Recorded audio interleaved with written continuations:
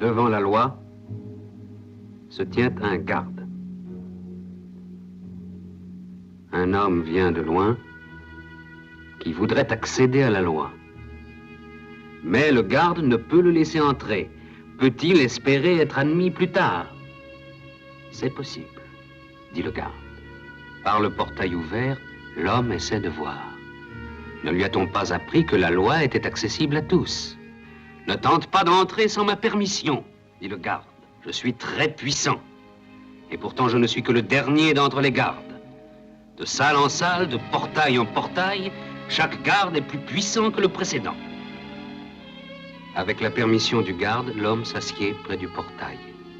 Et là, il attend.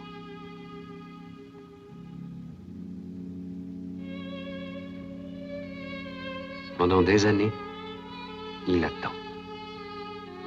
Petit à petit, il se sépare de tout ce qu'il possède dans l'espoir de soudoyer le garde qui, à chaque offrande, ne manque pas de lui dire « Je n'accepte que pour que tu puisses être certain d'avoir tout tenté ».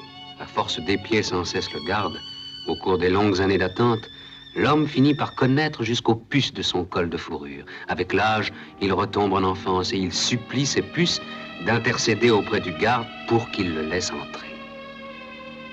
Dans les ténèbres, car sa vue a baissé, il discerne une radieuse lumière filtrant à travers les portes de la loi.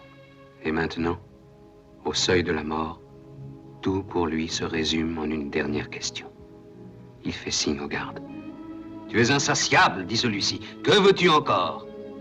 Et l'homme de dire, « Si, comme il est écrit, chacun s'efforce d'atteindre la loi, comment se fait-il que nul autre ne se soit présenté ici au cours de toutes ces années? » Et puisque l'homme entend à peine, le garde lui rugit dans l'oreille, « Parce que nul autre que toi n'aurait jamais été admis, parce que nul autre n'aurait pu franchir ce portail.